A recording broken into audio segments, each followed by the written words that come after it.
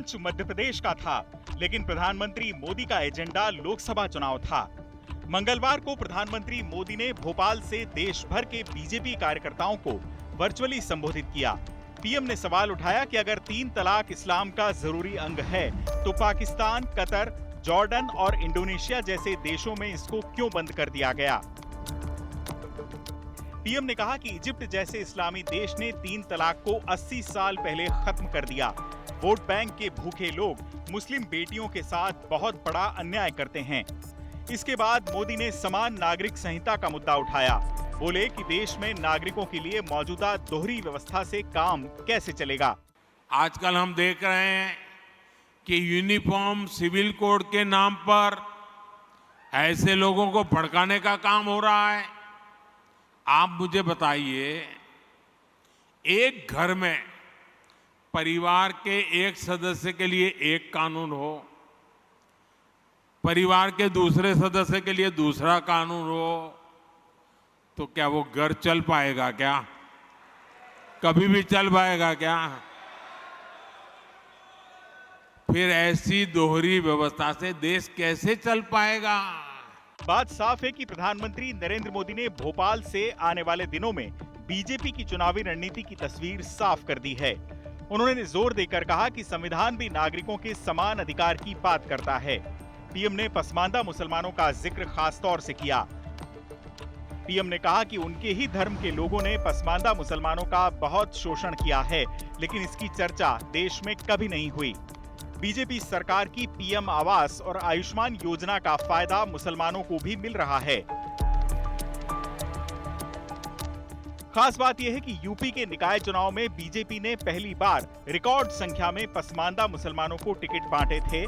अब समान नागरिक संहिता पर मोदी के बयान के बाद सियासी भूचाल आना लाजमी था। जब भी कोई चुनाव आता है, इलेक्शन आता है, तो ये इसकी बात करते हैं, इस तरह की बात करते हैं जिससे लोगों में भ्रांति फैले।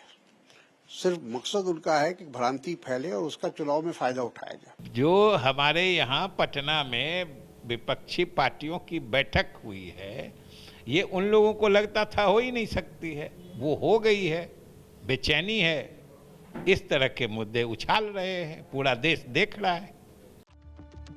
दरअसल हाल ही में लॉ कमीशन ने पब्लिक नोटिस जारी कर यूसीसी के बारे में आम जनता और मान्यता प्राप्त धार्मिक संगठनों की राय मांगी है। लॉ कमीशन को सबकी नब्ज टटोलने का काम करने के लिए 30 दिन का समय तय किया गया है। कॉमन सिविल कोड दशकों से बीजेपी के घोषणा पत्र का हिस्सा रहा है। पार्टी नेता इसको लागू करने की पैरवी करते रहे हैं। बीजेपी अपने मैनिफेस्टो में शामिल राम मंदिर और कश्मीर से अनुच्छेद 370 हटाने जैसे वादों को पूरा कर चुकी है। यूसीसी ही वो बड़ा मुद्दा है जिसे सरकार अब तक लागू नहीं कर पाई। यूसीसी के जरिए बीजेपी ये साबित करना चाहती है कि वो जो कहती है वो करती है। ये अटकलें लगाई जा रही हैं कि लोकसभा चुनाव से पहले सरकार इसको लागू कर सकती है। समान नागरिक संहिता का मतलब शादी, तलाक, गोद लेने, उत्तराधिकार और विरासत से जुड़े कानूनों में एकरूपता लाना है। बीजेपी का मानना है कि एक पुरुष को एक से ज्यादा शादी करने की इजाजत क्यों दी जाए। एक ही देश में 2 तरह के कानून भला क्यों हों।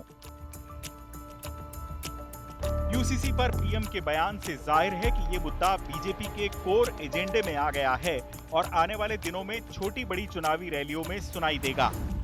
गौर करने वाली बात यह है कि राहुल गांधी और नीतीश कुमार जैसे विपक्षी नेता जातीय जनगणना कराने की पुरजोर वकालत कर रहे हैं।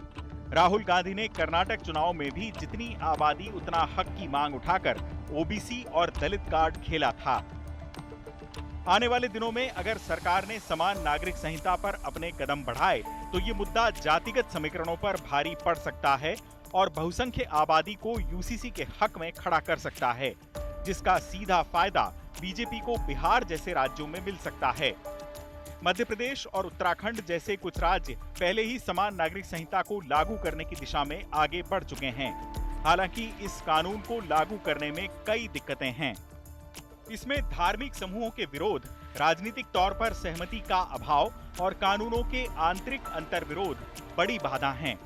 सभी धर्मों के लिए एक कानून यानी यूसीसी के साथ धर्म की स्वतंत्रता के अधिकार में संतुलन बना पाना मुश्किल होगा। देश में मुसलमान समान नागरिक संहिता के सबसे ज्यादा विरोधी रहे हैं। एक बार लागू होने पर यूसीसी बहुविवाह प्रथा को खत्म कर देगा और मुस्लिम पर्सनल लॉ में भी बदलाव लाएगा, जो मुस्लिम संगठनों को स्वीकार होना काफी मुश्किल है। हालांकि मुसलमानों के लिए समान नागरिक संहिता के फायदे भी हैं। मुस्लिम महिलाओं को अभी संपत्ति में अधिकार नहीं मिलता है। कॉमन सिविल कोड लागू होने पर महिलाओं को ये फायदा मिलेगा। तो यूसीसी के जरिए जो अटैक है वो दलितों पर है, बैकवर्ड पे है, आदिवासी कल्चर पे, भारत की डाइवर्सिटी पे अटैक है।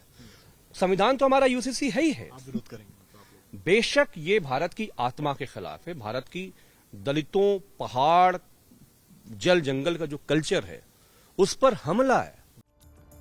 प्रधानमंत्री के बयान से साफ है कि कॉमन सिविल कोड पर बीजेपी की रणनीति काफी गहरी है।